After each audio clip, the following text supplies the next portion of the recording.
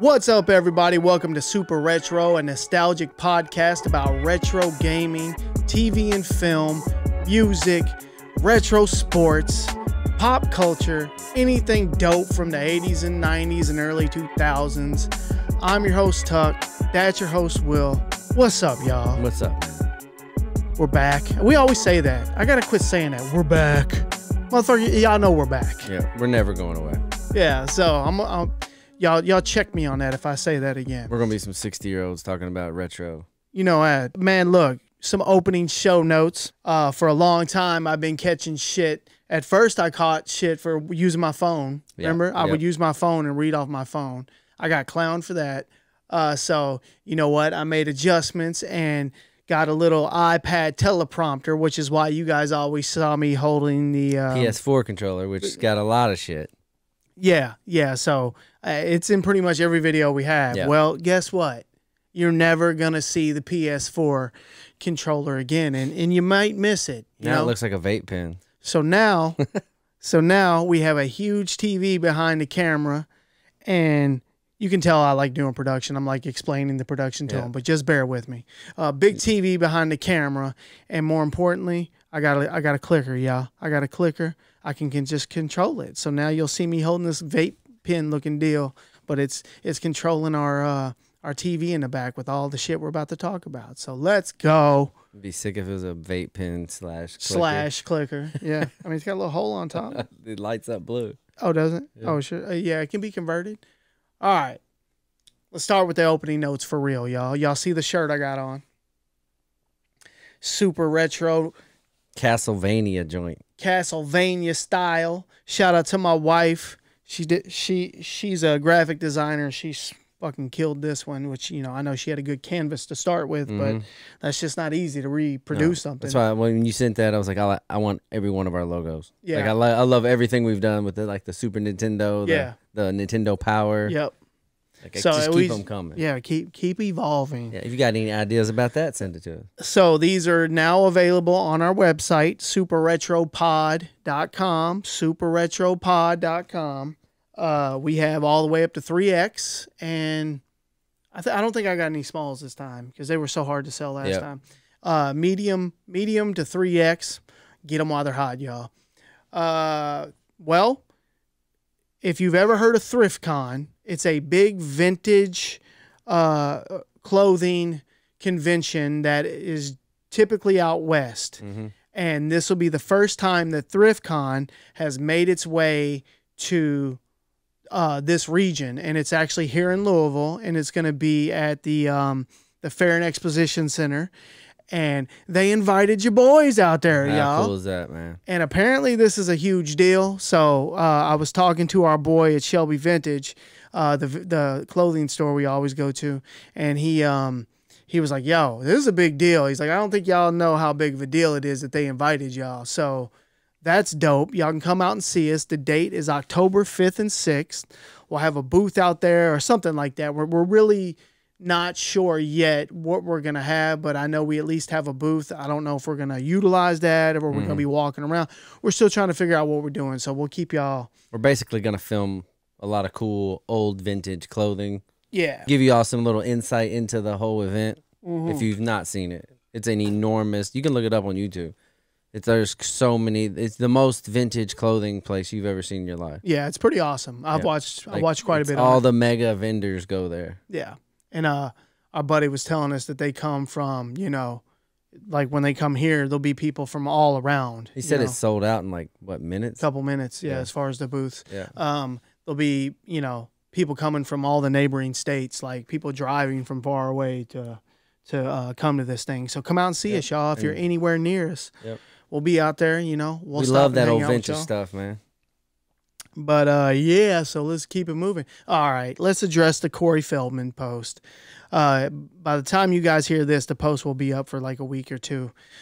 We posted a video about Corey Feldman, and this is easily the most controversial thing we've ever posted. Yeah, it's the most hate we've ever got. Like any kind of negative. Like our stuff is so positive usually. Yeah. On comments. Yep. And this was the most negative I've ever saw. Yeah, I'd say it's about 50-50. Yeah, it was up there. There's a lot of people like right there bashing Corey Feldman, which was never our intention. No. We weren't trying to bash him. It just, the video doesn't make us look like we're fans of him. Yeah, like now. I'll say I was bashing him, but that doesn't mean I wasn't like still. He's like my favorite actor from the '80s. Like, yeah, and you know what else I had beef with? What? I saw a bunch of people on there saying he wasn't big in the '80s. I'm like, bro, he couldn't be bigger. I'm like, what were y'all watching? Couldn't be bigger, bro. What were y'all watching Like if Corey Feldman wasn't big in the '80s? Like that's what I'm saying. Like, and people don't realize like that wasn't a segment shitting on Corey Feldman. Yeah. That was our segment of who ran the '80s on the podcast. Yeah. Like, and that's giving you major props right there to even be in that list. Yeah. Like our list is like this, and it's all the baddest people from the '80s and '90s. Right. You know what I mean? Eddie Murphy. Yeah. It ain't the Chevy Chase. We're just talking about where he's gone. Yeah. Like just the last few years, how it's a little off. Yeah. And we're like, what the fuck?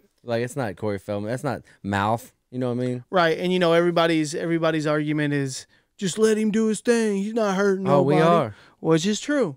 It's absolutely true. But you know what? There's a lot of people out there that have all those yes people around him all the time. And you're right. People are probably right. He probably does know how he sounds, and he just knows that people are coming out to see the circus. Yeah. And he's just like, all right, let's do this. And, I'm going to make my money. I'm going to make, yeah. I mean, people go out and see him.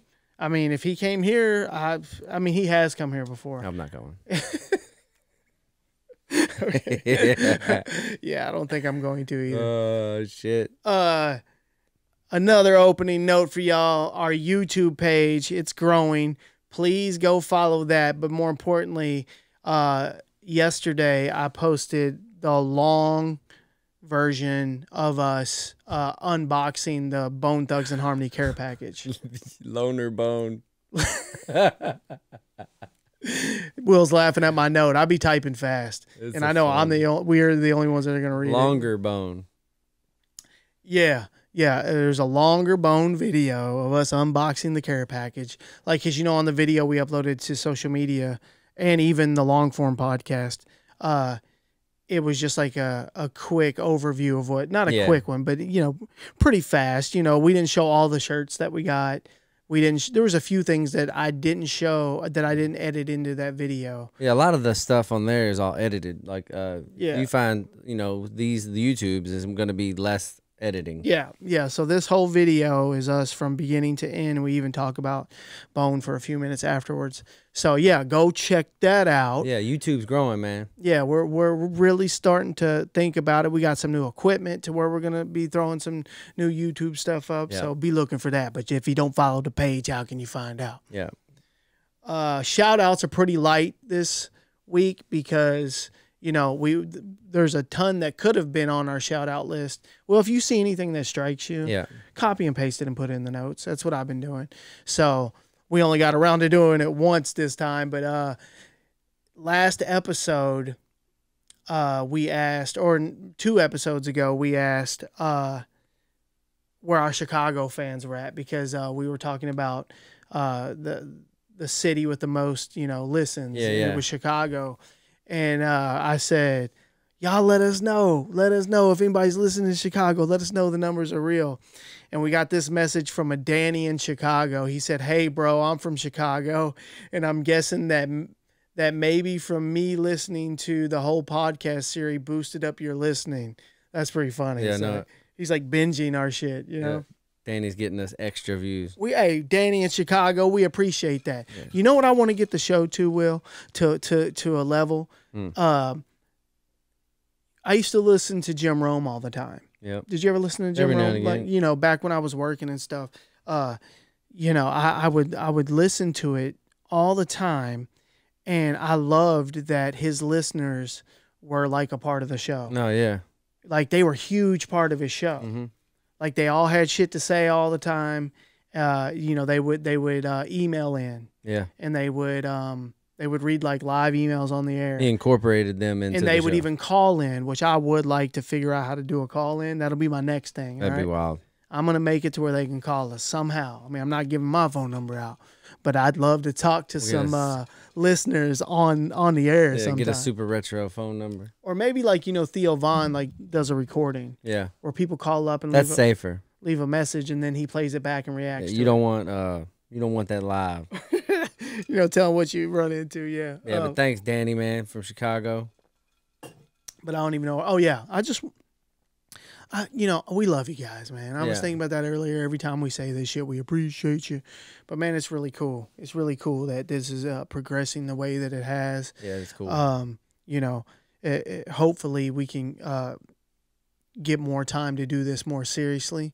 And shit's gonna change if we get to that point. Boost up the content. Yeah, so we appreciate every one of y'all for real. All right, y'all. I want to talk about the Beastie Boys gold record, Paul's Boutique. Beastie Boys recently shared a story of how they discovered that the gold record plaque for their album Paul's Boutique didn't actually contain a pressing of their own music. Ad Rock and Mike D went on Conan O'Brien's podcast and told the story of how years after they received the plaque, they were closely examining the record and noticed that it contained the wrong amount of tracks. Ad Rock said, "So we're at our studio here in California, and I was smoking the pot. This was a long time ago. We had a gold record on the wall. It was Paul's Boutique. I was looking at it, and I could see it had our label, and I could see it had like 9 songs on one side. But I was looking at the actual gold record and it only had 4 songs on it. Curiosity got the best of them and they decided to break the glass and remove the record. Upon further inspection, they found that instead of Paul's Boutique, it contained piano versions of Barry Manilow's music." Bro, how? That is comedy. How does that even happen? I don't know. It's like they just provided this record label with a gold record. Or I'm not sure who sends them out. I think RIAA sends out the official certifications in the records. But like y'all can't even get one and they had them. Make that the gold record. How do you not get it? Why would you get here? Just put Barry Manilow. Like they're at a factory or something. They're like, yeah, give me the stack of those. One. Let's dip that one. Let's make this one gold, or however they make it gold. Let's print it gold. We'll print the damn real album, How does that happen? I think it's freaking hilarious that they found it. Yeah, and you can see. You just imagine being high. Yeah, and be like, hold on, sitting there man. and being like, wait. He's looking at the label. He's like, there's 9 songs on this side. And he's like, you can see, when you're looking at a record, you can see the lines. Mm-hmm. You can see that there's only 4 tracks on this album because there's only 4 dark lines. Yeah. This is, especially these guys. And these guys, I can just picture the Beastie Boys sitting around. I can too. Busting into this thing, throwing it on, and cracking up. Can you imagine if you discovered it? It would be like you discovered, How funny is that when they first heard Barry Manilow doing some piano? Hi. They were like, yeah. This ain't us. Yeah, no, this ain't it. And then what's funny is they figured out that it was Barry Manilow. How did that happen? They probably knew. But yeah, so a few months later, after the gold certification, Paul's Boutique went on to be certified platinum. It also reached double status in 1999, so that begs the question, what's on those platinum records? Beastie Boys, y'all, what an awesome band. If you don't like the Beastie Boys, or at least like that they exist, then I don't even know what. They're an awesome part of that whole era of hip-hop. 80s and 90s and the way they switched their style up. Yeah. That was so cool. Those are real artists right there. Yeah, they stayed relevant. Exactly. And, I remember being younger and hearing the Beastie Boys, going from License to Ill and then Paul's Boutique and Intergalactic and all that stuff, how they just changed. It's like they were always changing. And a lot of times I was slow on the change. Yeah, me too. I was because when Paul's Boutique came out. You just expect back then the shit you like to stay the shit you like. And that's not how that's not a real artist. No. A real artist doesn't do that. I know it.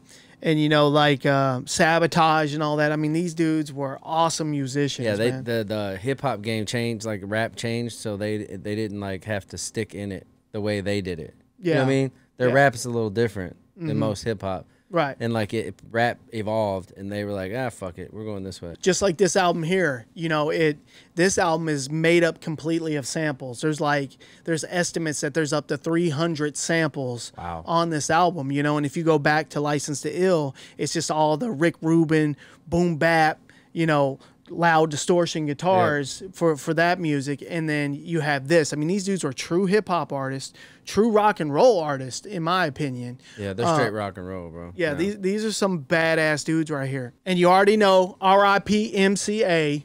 Yeah, he was awesome. Unfortunate, and you know, since then that put the Beastie Boys to rest. But man, long live the Beasties.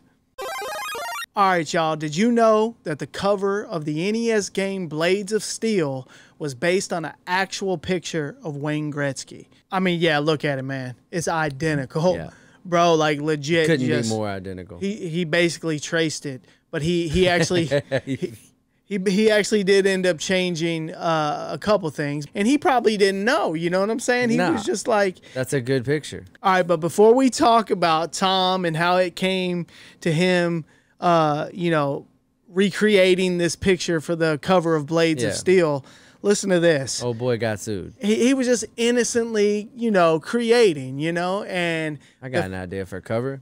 The photographer that took the original picture worked for Sports Illustrated. And he was like, hey. He's like, wait a minute. That's my picture. He saw the cover and was like, these motherfuckers biting my shit. Yeah, I need some money. What that dude Mario used to say?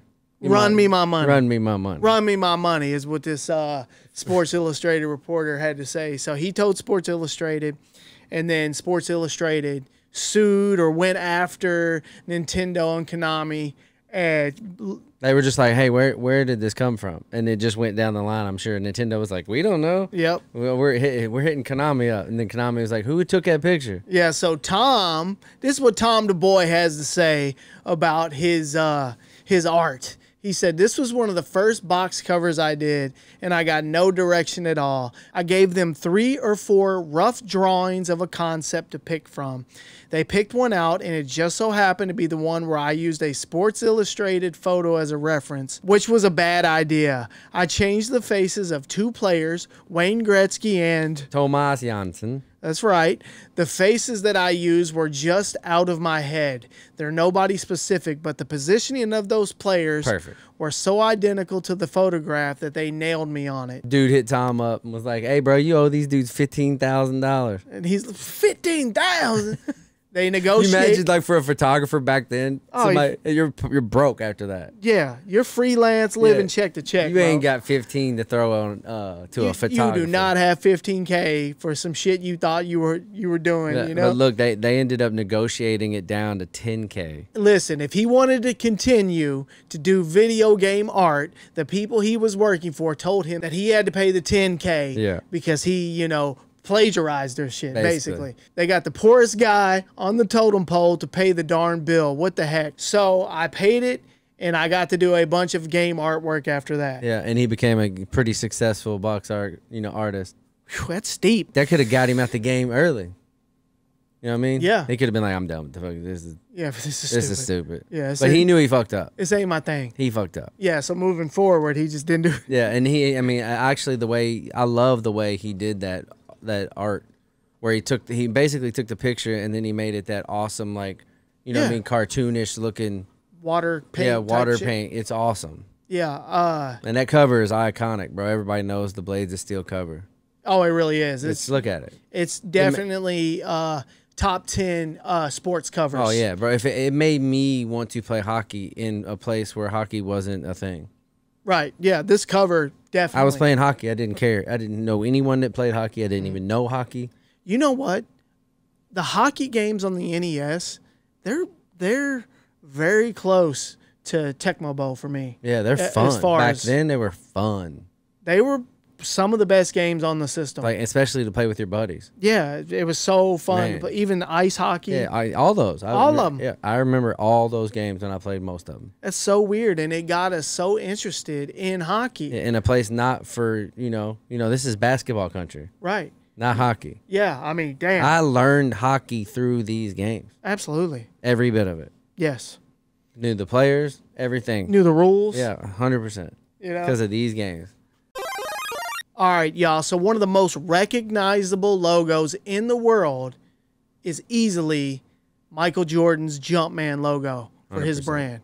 The Jordan Jumpman. We all know all over the world. Everyone knows it. Yeah, it's known all over the world. Yeah, it's one of the most famous symbols, I would say. Yeah. For sure. It's got an interesting story, y'all. It's got an interesting story. First, let's talk about how it came to be. The Jumpman logo originated from a photo shoot Michael Jordan did for Life magazine before he played for Team USA in the 1984 Summer Olympics. Photographed by Jacobus Rentmeester, the photo shoot was taken before Jordan signed with Nike and depicted Jordan posing in a manner identical to a grand ballet technique while wearing the Olympic jumpsuit and New Balance basketball shoes. Someone at the Nike design team came across the Life magazine issue and had Jordan replicate the pose for a pair of Nike shoes. The Jumpman logo has developed and gone through different changes and can be seen in sneakers, attire, hats, socks, and other forms of wear. It has become one of the most recognizable logos in the athletic industry. I would go further than that. Yeah, for sure. That's cool though, because if you look at that first one, it's not even close. But that's it. That's the original photograph that was taken in Chapel Hill in North Carolina. I mean, it's ridiculous. Yeah, it's like, what is that? So that's the one that the original Jacobus Rentmeester, that's his photo. But get this, the photographer sued Nike in 2018 in a case that went all the way to the Supreme Court. The court ultimately sided with Nike. Rentmeester's beef is that right before Jordan was drafted in 1984 and signed with Nike, he snapped the photos of Michael Jordan on a hillside of the University of North Carolina campus. Rentmeester had Jordan do a ballet-style leap pose as part of the shoot. Shortly after those photos were taken, Jordan signed with Nike. Yep. Rentmeester later received a request from Nike for 2 slides from that hillside shoot to use for presentations only, not reproduction. Nike paid Rentmeester $150 for sending the images out on loan. Then about a month later, Rentmeester traveled to Chicago and was stunned to see an image of Jordan on a billboard replicating the ballet jump except in red and black Nike gear. See, check the picture out. You see it's at the bottom right there. Check that out. That's, I mean, definitely was the inspiration. There's no doubt about it, right? I mean, but they did it their own. They put their own spin. I feel like they changed it enough. Well, they put their own spin on it, and obviously it went to the Supreme Court and didn't go anywhere. But listen to this shit. Rentmeester obviously hit up Nike and was like, yo, what the fuck? Y'all just gonna steal my shit. You know, he felt plagiarized himself. You know, they responded by offering him $15,000 to use the image for 2 years, plus the promise of future shoots. As a freelancer with young kids, he took the deal. He needed the money back then, so he was like, all right, give me the 15. He was in no position to battle a company of their size in court. His back was basically against the wall. Yep. And Nike did not give him the additional work that they had promised. Nike, y'all are dirty for that, for real. So Rentmeester only headed back to court in 2014 when he found a lawyer who took the case pro bono, but a district court ruled against Rentmeester, stating that a pose only receives thin protection. And that small difference, such as the turn of Jordan's hand and the angle of his foot, were enough to make Nike's image distinct from the original. I agree. And like his arm was bent too, you know, like in that one, his arm is straight as hell. They made it aesthetically pleasing. You know what I mean? They really did, yeah. They're like, hold on, change this. Yeah, let's do this, do that. They did a fantastic job.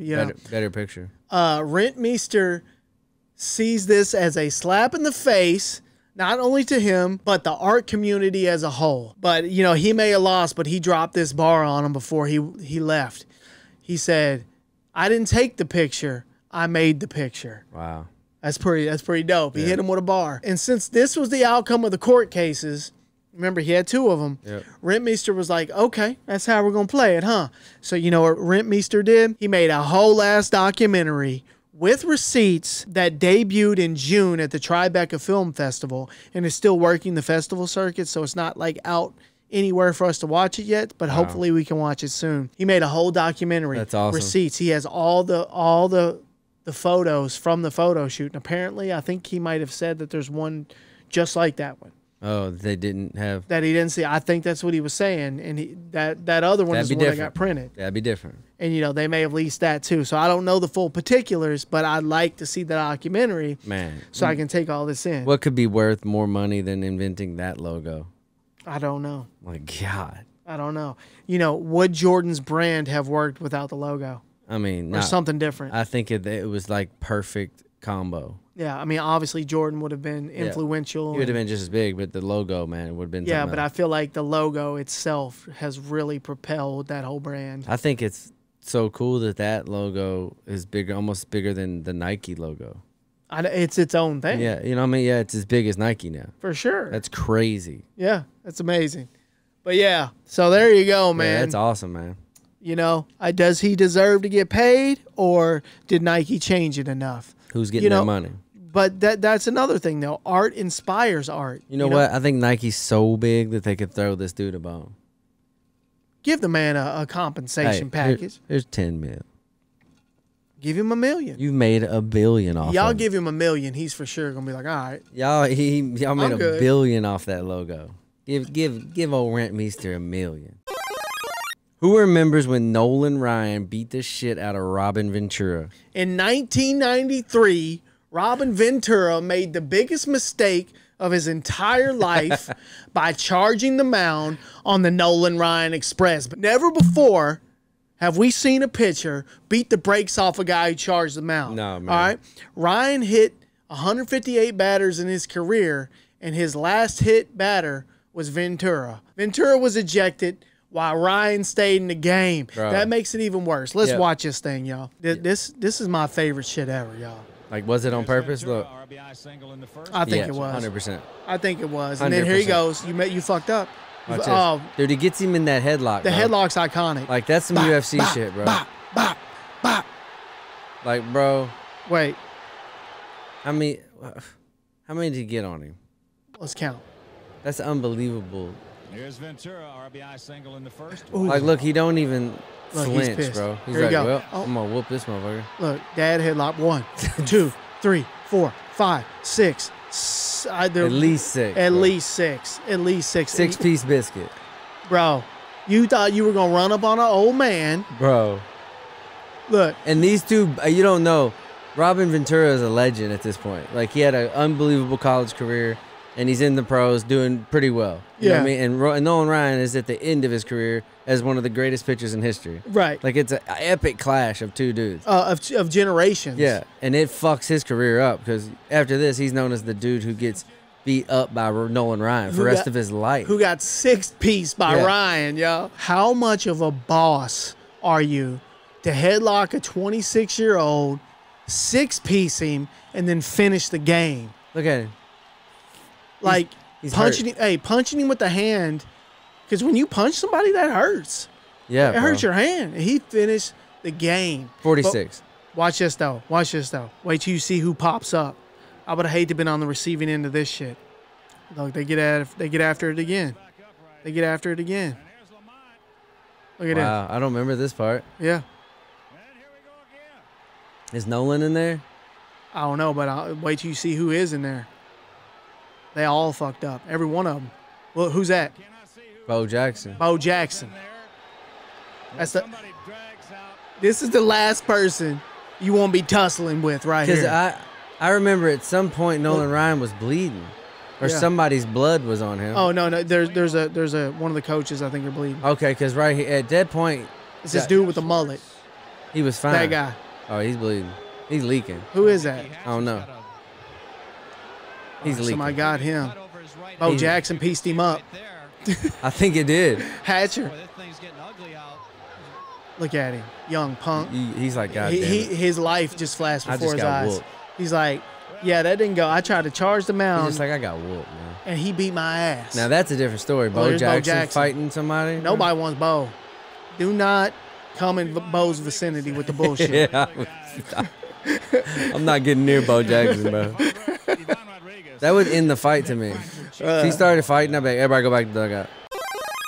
Let's talk about Goldberg, y'all. Y'all know who I'm talking about, Mr. Bill Goldberg. That's all you gotta say. If you say Goldberg, everybody knows Who the fuck you're talking about? One of the most popular figures of the professional wrestling boom during the late 1990s and early 2000s. Goldberg is credited with inventing the spear signature move in wrestling, which he made popular and for which he gained a reputation for being the best at executing the move. He rose to fame in the WCW with a lengthy undefeated streak in singles competition from 1997 to 1998.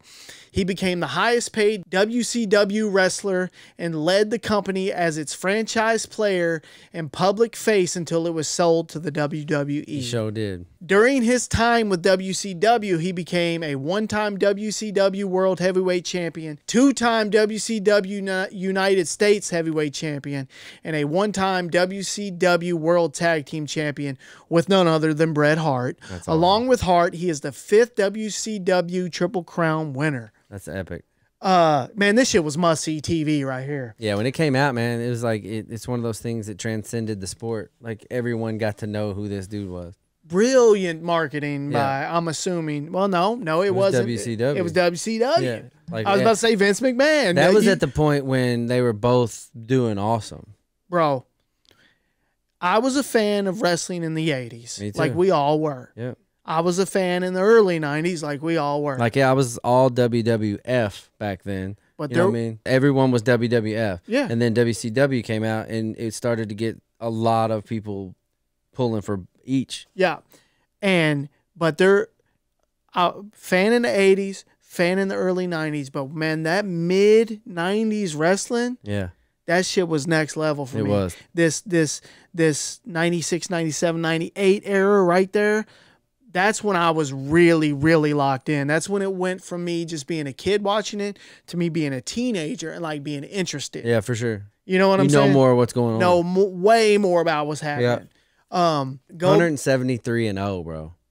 173 wins in a row came to an end on December 27th of 1998 by none other than Mr. Big Daddy Cool himself, Kevin Nash, y'all. Winning the WCW championship in the process, I might add.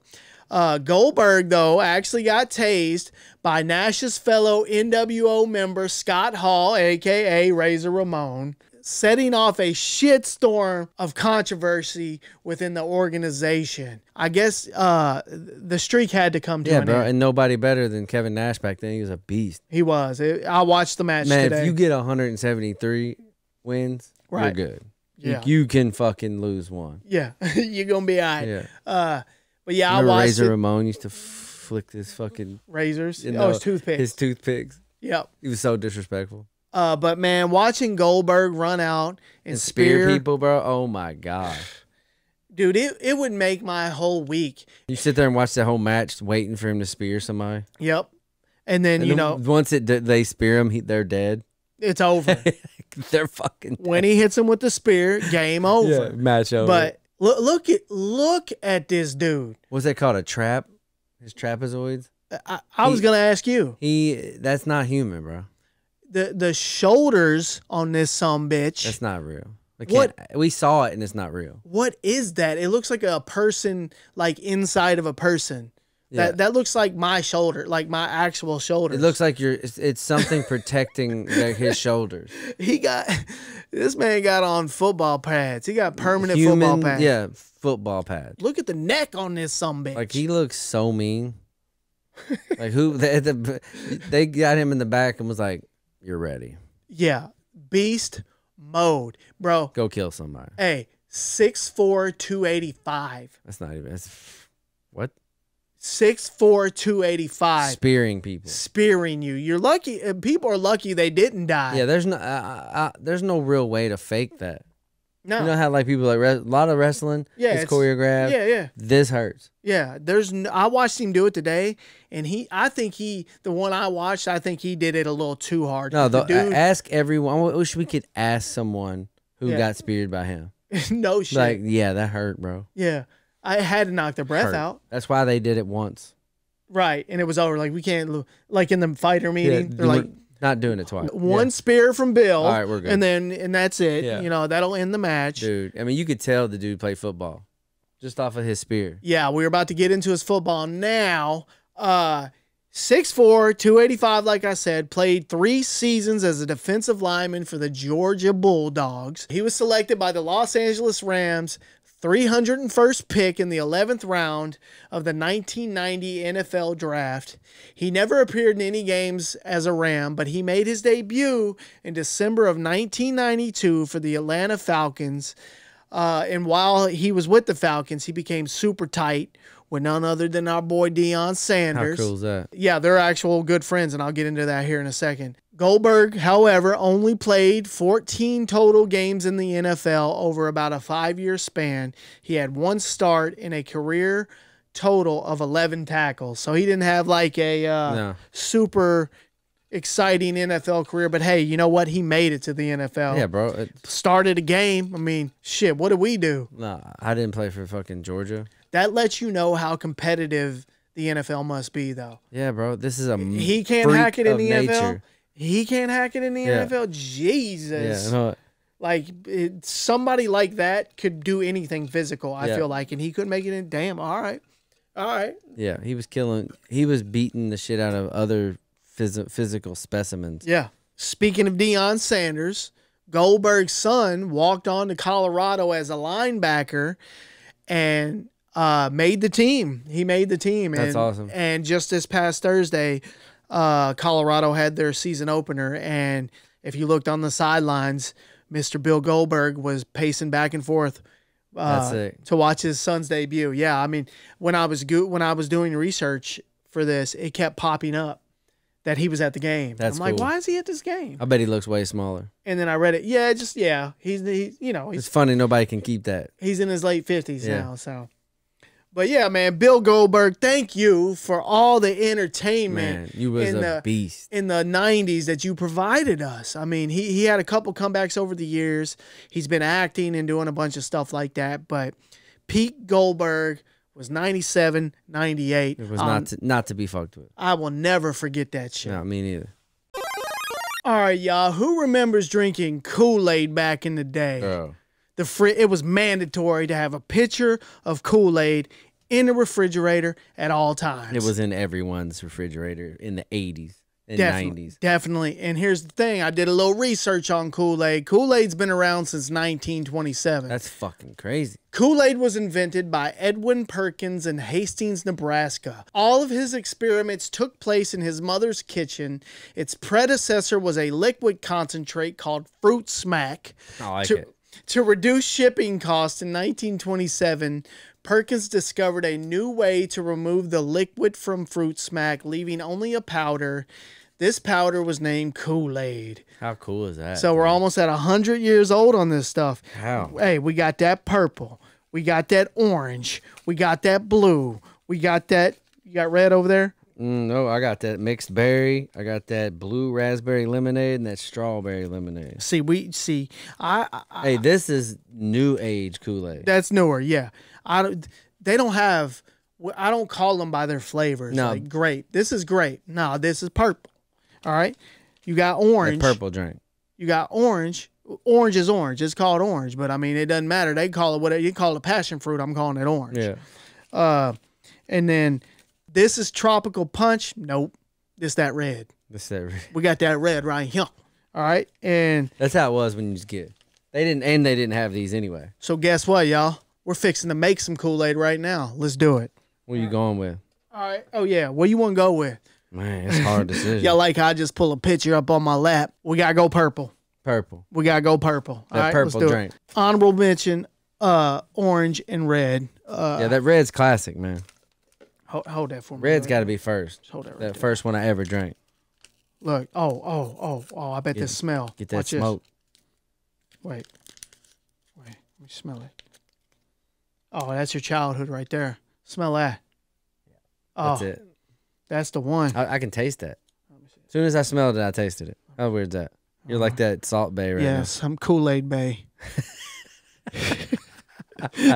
Straight up. Let's go. Look at that color change. Woo, that's pretty. And no telling what the hell's in it, but damn it, we gonna appreciate it today. How weird. Mix that up a little bit. No, just grab that spoon. Get your mix on, dog. Oh, look how terrible that is. Get your mix on. That's what it's going right in our liver. Oh my God. purple number 17 food coloring. Some kind of weird colorings in us for life. Yeah, these are forever chemicals right here, but damn it, it tastes good, damn it. Forever chemicals. I remember. Here, hold that. Yeah, hold it. I remember Don't drop that shit. I remember people making Kool-Aid in their house, bro, putting the most absurd amount of sugar you've ever seen. You know what I mean? Like, certain people do it differently. It's like how much butter you put in a popcorn. Certain people do it differently. Man, you know. They be having like this much sugar. Look, all the way up to here. I was about to, it'd be, I mean, there'd be, when it settles, there'd be a thick, at the bottom, there's just a thick layer of sugar. It'd look like your cereal. Yeah. So, you know, this is the most important part. Straight up. This is the most important part. We were drinking sugar water at all times. Let's go. Yeah. All right, wait a minute. Hold it over here.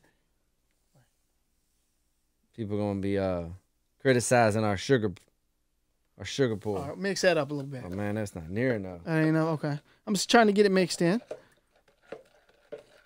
Oh, you hear that? Yep. Granulated. Oh, those are little granules on the spoon. Oh, that's good. Let's put more. Why not? Let's live dangerously in our 40s.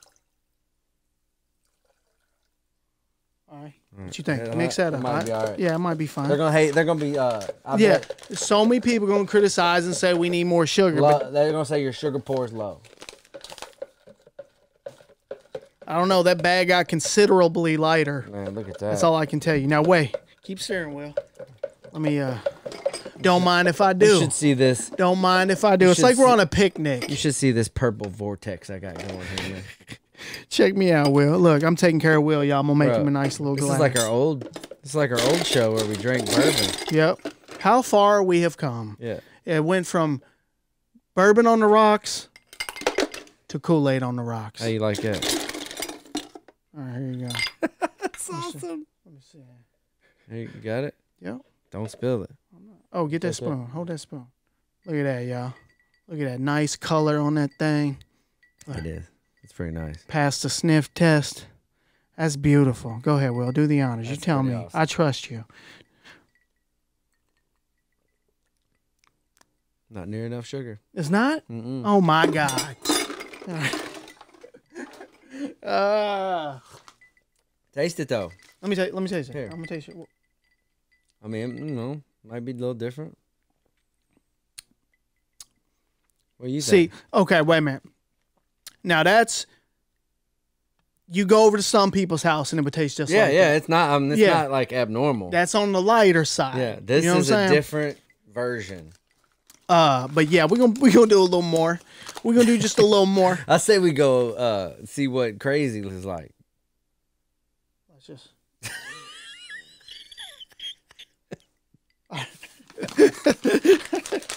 You gotta start now, bro.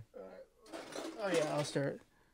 All right. Get that in there. Get that, as Will said, that purple vortex. Get that purple vortex. Oh, I'm starting to see some settlement at the bottom, and when you can see like a white swirl within the purple, that's like science. A few minutes into mixing, that's science. Then you're probably at a good parts per liquid on the sugar. That's so funny that like my mouth, when I'm drinking it, like it won't accept until I taste that right concoction. You know what I mean? Yeah, here, go ahead and pour me. Like it's almost there.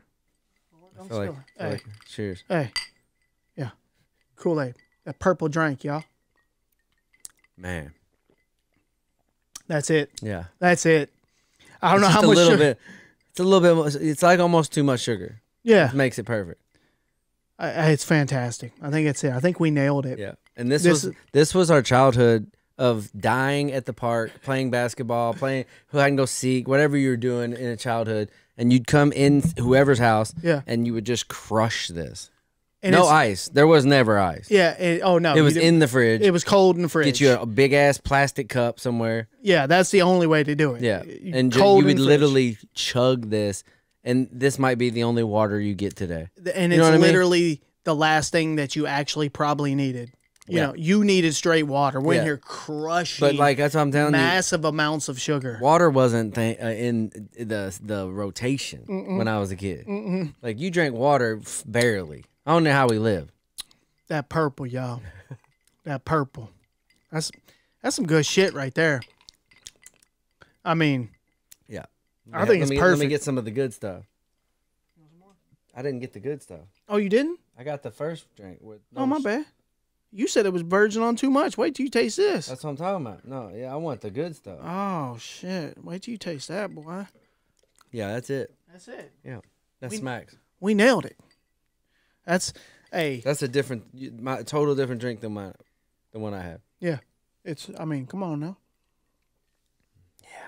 Hey, cheers to all the Kool-Aid drinkers out there. I got a funny Kool-Aid story. Go ahead. My dad was like, remember the Kool-Aid man? Hell yeah. Like he would bust through walls and shit. That marketing campaign had us it was in a awesome. chokehold, bro. And my dad was a bigger dude. And my high school baseball team was red.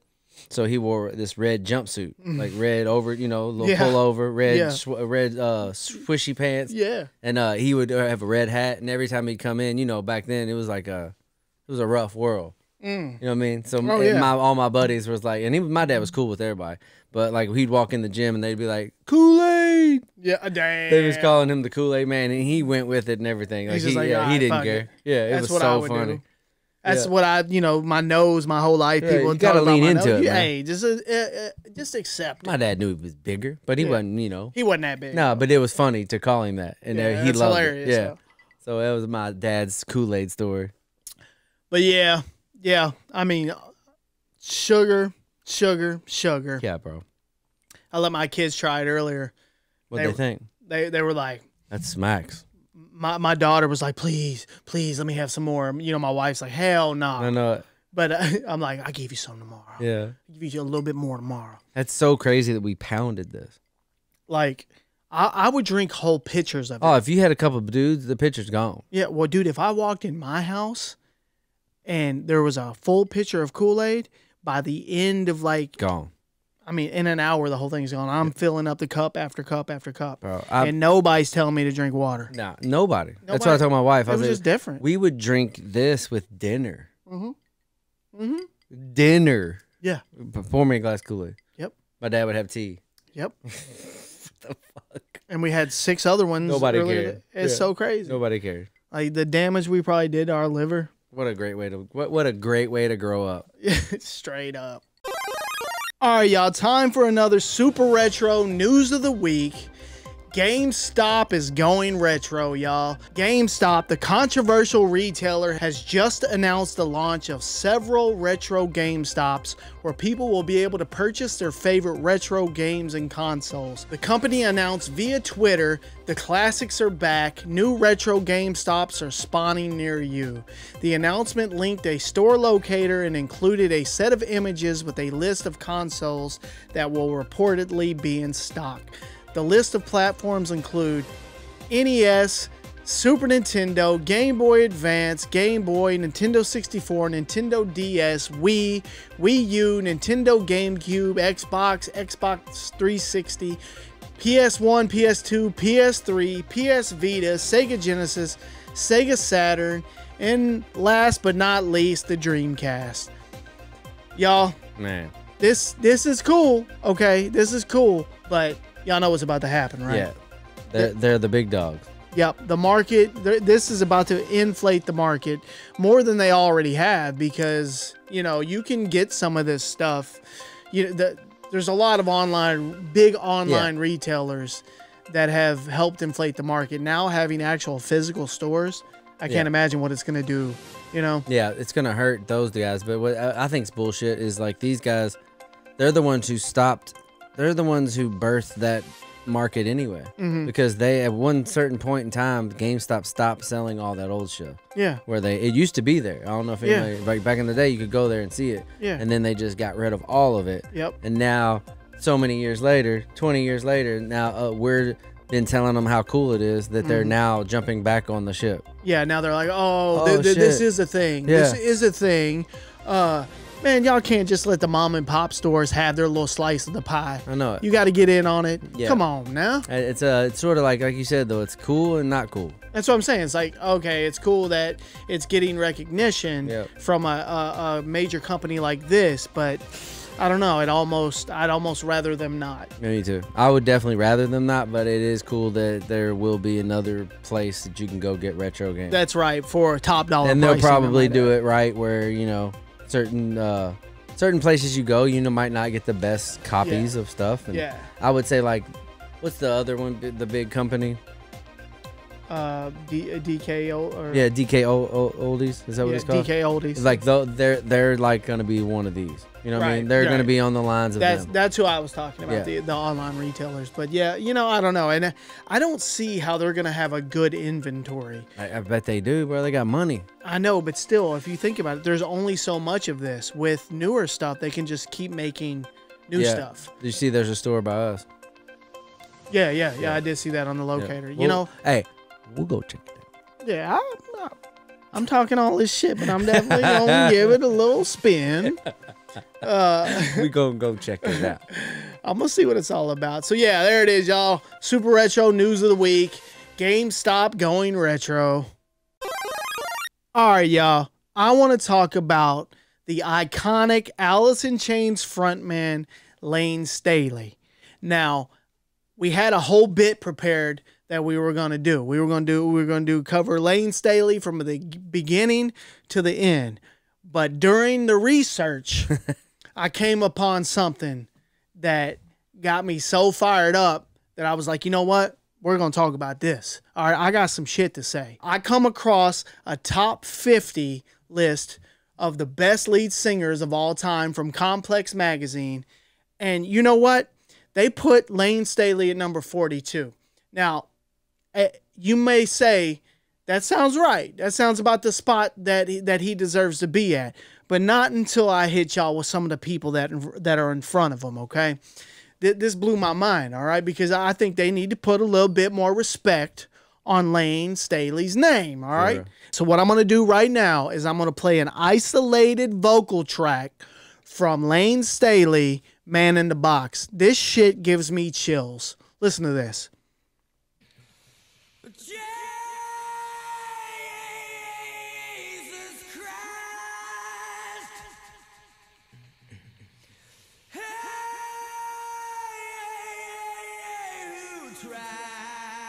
So that's 42. Man. That's what 42 sounds like to y'all. It's amazing. He is one of the most iconic rock and roll singers of all time. And there's only a few. There's only a few that I'll listen to an argument on. Yeah. Obviously, Chris Cornell. Mm-hmm. You know? Who else? Like, man, he was one of those dudes, man. Who else has the power that Layne Staley has in that frame? And it was distinct in its own right. Yeah. You know what I mean? Like, it's not like most other people can be similar to other people. Yeah. If you hear, I could hear him in anywhere in the world. And exactly. Know that's who that is. Exactly. Let's talk about who was in front of him. No disrespect to my guy, James Hetfield of Metallica, but they got him at 33. So you got James Hetfield at 33 and you got Layne Staley at 42. Hey, I'm not taking anything away from Metallica or James Hetfield, but you're telling me he's a better singer? No chance. Than Layne Staley? No. Not even. I can't even think of one instance where he's better. No, he's just, you know, he's got a distinct sound. Works with Metallica. Works with Metallica. Yeah. And then coming in at number 32, listen to this bullshit. Cheap Trick's lead singer, Robin Zander? Cheap Trick. No, I'm not hearing any of that bullshit. Get that shit off my screen. Get that off my screen. The next one's pretty bad. Count Your Days Complex. I wanted to say that. Count your days for putting Cheap Trick at 32. How dare you? And look, and coming in at number 26 is iconic frontman Axl Rose. Nah, bro. My guy can scream a little bit, or could, I should say. It's over. But nah, a better singer than Layne Staley. Is that real life? Is Axl Rose a better singer than Layne Staley? I want y'all to look me in my face and tell me that's true. That's some bullshit, and you know it. Tuck is mad. I'm fired up about this because I mean I feel like it's straight disrespect. Like, put some respect. I can still jam Alice in Chains, man. Ain't nobody listening to Guns N' Roses like that anymore. No, it's over. I'm still listening to Alice in Chains. Yep, 100%. All right, and this one, I'm going to catch some shit for this. Jack White at number 20. People put Jack White on this pedestal, and I'm not saying he's not a musical genius, but I know what he's not. He's not a better singer than Layne Staley. All right? Show me one instance where this man is a better singer than Layne Staley. Maybe a better musician, maybe a better producer, creator, songwriter, give him all that. He is not a better singer than Layne Staley, and they put Jack White at 20? What? Coming in at number 11 is Eddie Vedder of Pearl Jam. Now, I know. I like it. I know Eddie Vedder is an iconic frontman. He is. But we all know what's the one knock on Eddie Vedder. The way he sounds, that nasally. And I very rarely ever knew what the fuck he was saying. Yeah. My whole career of liking. I liked his shit and didn't know what he was saying. It was just patterns. Yeah. You just like the pattern and the melodies. Yeah. I even made up my own. I even made up your own shit that you were saying. That's what I'm saying. Yeah. Yeah. So one thing, I'm not going to say he can't sing. He can definitely sing better than me. But I tell you who he can't sing better than. Layne Staley. All right. And here's where the competition steps up. Now, I'll listen to this argument, but notice the difference. Chris Cornell, number 6. They put some respect on his name. They put respect on Soundgarden's lead singer, Chris Cornell. They put respect on his name and gave him the number 6, and I feel like that is fair. Me too. I feel like, okay, you know who should be number 7 or number 5 even? Yeah. Layne Staley. Yeah, it should be up in the same ballpark. Those two should be together. Mm-hmm. That's my opinion. I feel like there's going to be a lot of people that agree with me. And I think I didn't write it down in the notes here, but I'm pretty sure that Kurt Cobain came in at number 4. Come on, man. Kurt Cobain, true, generational, once in a lifetime type musician, and Nirvana, once in a lifetime band, but he was a better singer than Layne Staley? Nah. He wasn't. Did he make better music? That's debatable. You know, if you want to make that argument, sure, you can have that. They're definitely in the same ballpark. Like, come on, man. Put him in the ballpark. Kurt Cobain's voice is the same as Metallica's lead singer. They fit their band so perfectly. Yep. And it wouldn't be the band without them. Yeah. You know, come on, man. If you heard those people you're talking about in an isolated voice track, it would sound weird. It wouldn't sound like we just heard. That's what I'm talking about. So topping off the top 3 on the list, coming in at number 3, Robert Plant, of course, Led Zeppelin's frontman. He amazing. You can't even argue with that. No.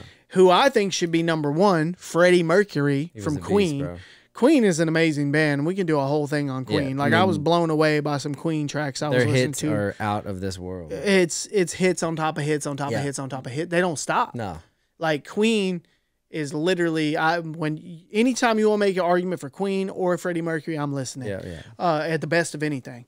And Mick Jagger coming in at number 1. Now, I get it. Yeah. He's been in the game for 80 years. I wouldn't have put him number 1. They got some hits. I would have put him at 3. Freddie Mercury. No, I wouldn't have put Mick Jagger. I would have probably put him in the top 10, I guess. Yeah. But I'd have had him down for sure. Freddie Mercury number 1. Robert Plant number 2, probably. I'm going Layne Staley number 3. Fuck it. I'll take all. give me all the hate. Chris Cornell at 4, man, and then go from there. I don't even know who else I'd put, but that definitely needed to put some respect on Layne Staley. I feel like it was. I feel like there was some politics or something. And I think it maybe because he died. You know what I mean? Like his body of work. He had a decent body of work. Yeah, he did. But you know what I mean? Like you said with Mick Jagger. Yeah, Mick Jagger gets up there out of pure. He almost had 4 careers compared to Layne Staley. Pure longevity is why Mick Jagger made it. Yeah. I feel like, That's what I'm saying. I think if Layne Staley would have got to put out a few more albums. Yeah. people would have got to understand. And yeah, respect. I feel like he's underappreciated. I think the Alice in Chains itself is a pretty like unknown band compared to all the rest. Yeah, you know what I mean, and people know them, right? Believe me, but not like fucking Queen. They're underrated. Yeah, Led Zeppelin and fucking Rolling Stones. You know what I mean? Like they're bigger for sure. Even with Nirvana. Yeah, for sure. Like Alice in Chains just didn't get to that. It's like Sublime. You know what I mean? Right when they were about to blow up. Yeah. You know what I mean? Yep. So, you know, shout out to Jerry Cantrell as well and the whole band. Alice in Chains is an incredible band. Fuck yeah, dude. You know, it's sad what ended up happening to Layne Staley. Heroin sucks. Yep. You know, he just went down that hole and he was never able to pull himself back out.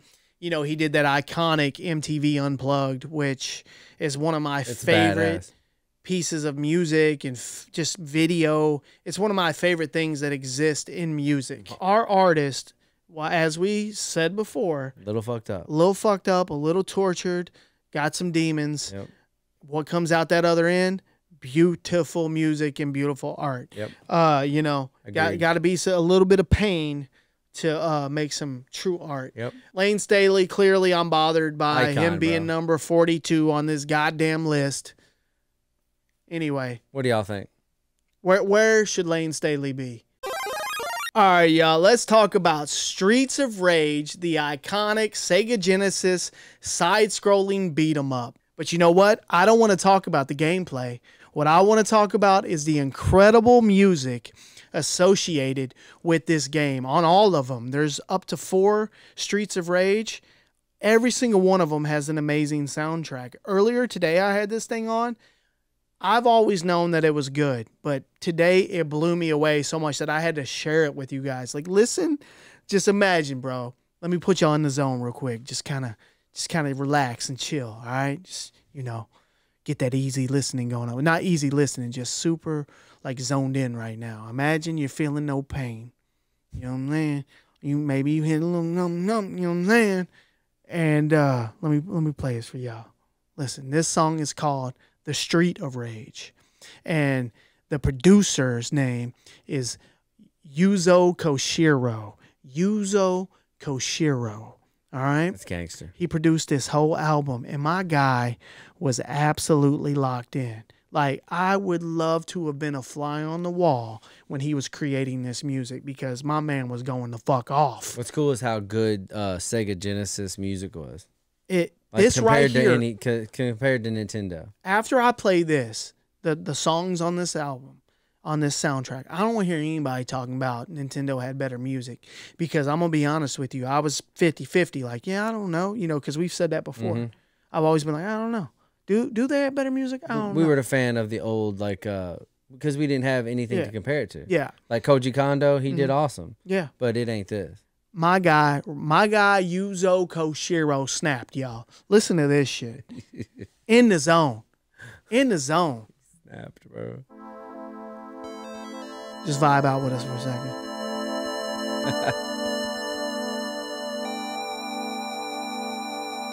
Bro, that sound like early 90s. It's about to be a rap song. I need Outkast to cut a whole album Pimp to this. C's coming in a minute. Look. When it makes your face. I'm ready to fight. I can see you going down a... Got my Kool-Aid. Look. My guy was in on them keys. I mean, you're already into the game, bro. Makes me want to play right now. I know. But listen to that bass. Somebody's destroying that bass. Woo! That is good. How dope is that? All right, it is. All right, how sick was that? Guy was vibing out. Bass was killing the bass, killing the keys. Let's get right into the next one, y'all. This next one is called this is when you're selecting a player. This is what's playing. Listen to my guy go in on the xylophone, y'all. He's killing his xylophone. Watch him.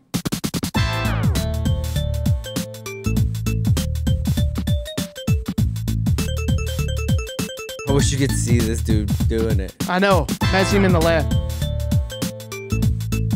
And then the little twinkle part, watch. My guy was killing that. Why'd he do that to us? And then the next one's called. Next one I want to play for y'all. Fighting in the street. This one. Listen to this shit. This is, man, this was cutting edge. This music was cutting edge. I've never heard anything like this on a this early. This was released in 1991. Yeah, this is some ahead of August its time 2nd, shit. 1991 is when this was released. Listen to this. Woo. I wonder if it might sample this shit. Listen to that shit. Without us knowing.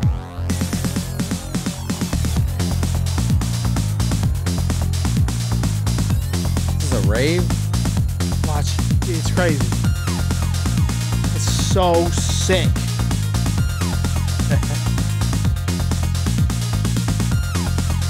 Bro.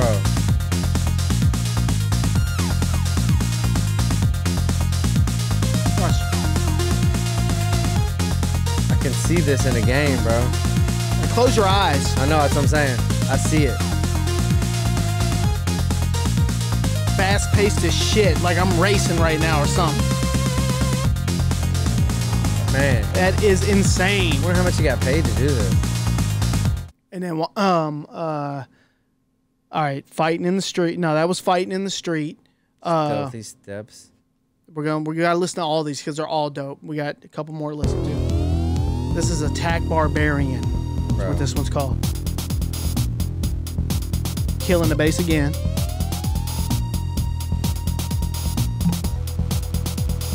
Watch, it gets crazy.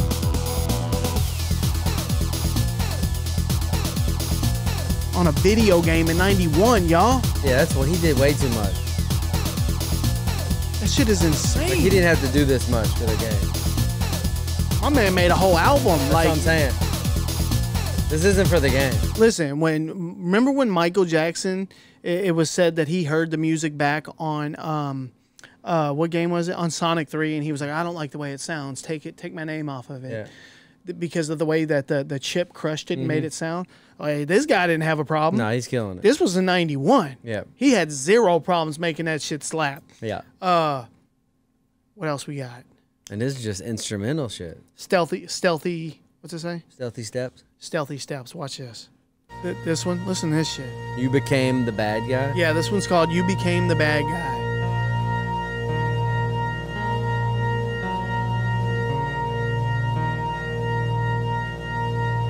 He's just holding that bitch. Oh.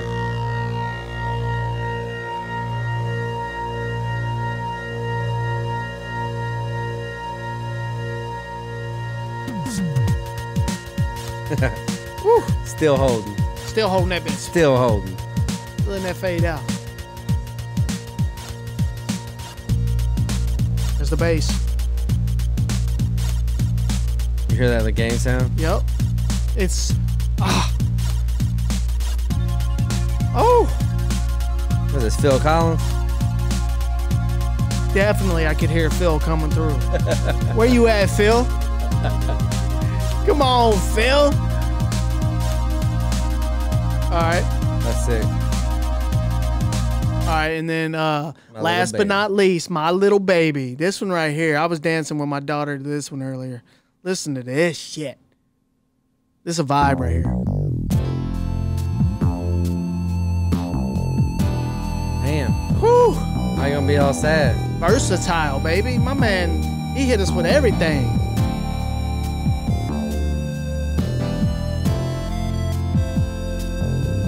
Bro, where is this in the game?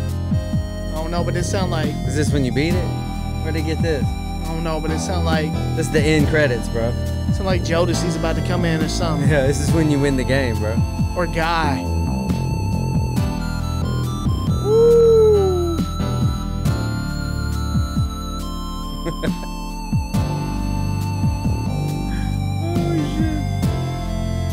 I want to thank y'all for vibing out with us. You know what I'm saying? Thank y'all for rocking out with Super Retro. We're glad to be on your stereo dial, your radio dial. Yeah, every Thursdays and Fridays. Yeah. holler at us. What time is it? It's 12:19 in the morning right now. We really want to thank y'all from the bottom of our hearts for hanging out with us tonight. We're drinking Kool-Aid. We're having a good time. We're living our life, man. We're feeling no pain. We're just trying to live. You know what I'm saying? We're just trying to get it how we live.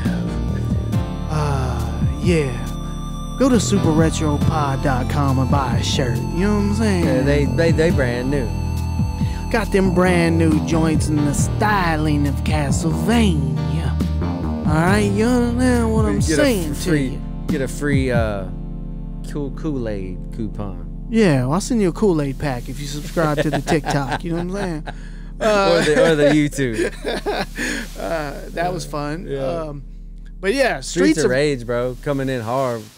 How amazing is that music? That's weird that it's that, like, it shouldn't. It's almost like the album took more like than the actual game. Yeah, like the game's great. Don't get me wrong. Yeah. But that's gonna stay with me. Yeah. That music is gonna stay with me. This is my new soundtrack because, like I said, I knew the music was great. That's so funny. But I've never listened to it all together like that. Yuzo. That shit struck me, y'all. Yuzo Koshiro. That shit struck me. So killing the game. Yeah. In 91. Hey, we appreciate you, Yuzo. Yeah. Is he alive? He's alive. I looked it up. He's alive because I'm thinking, I'm gonna buy the game. I'm gonna buy the box game. I'm gonna find out where he's at, and I'm gonna get him to sign this thing. Yeah, we need that autograph. I need you to sign this game, Yuzo. All right? Somebody hook us up with Yuzo. If anybody knows him, hey, tag him. Let's get this going. Send this message to him. We need the signed joint, Yuzo. We love it that much. Yeah, man, you killed it. That's the podcast, y'all. As always, thank you for hanging out with your boys. Yep. Hope you enjoyed it. We were wilding out, listening to music, drinking Kool-Aid. Man, what a wild time. Talking about Nolan Ryan beating Robin Ventura's ass. Yeah, it was a good one. I liked all the topics. They were fun. Layne, Staley. Man. Put some respect on his name. I'm going to say it again. Michael Jordan. And Nike thieving the damn logo. I don't even know what else we talked about. Blades and steel covers. Blades of steel. A lot of weird, cool, different topics. What did we talk about first? Goldberg. We talked about Goldberg. There was what we lead off with. Oh, Beastie Boys. Yeah, bro. This was a good show. Yeah, this was a good show. I feel good about it. Yeah, it's I feel real action-packed. good about it. As always, go follow the socials, y'all. SuperRetroPod.com. We got brand new shirts up there. Pick you one up. Got all the way up to XXX. Thank you for following us anytime. Go follow the YouTube. It's going to be a lot more not your typical content going up there soon. That's right. Yeah, that's right. Like, you know. Remember, catch us at ThriftCon October 5th and 6th. The Threads page is growing. The Threads page just overnight started growing, so you can follow us there if you want to. We're everywhere. Anywhere and everywhere. We're there. Peace, y'all. Keep it retro.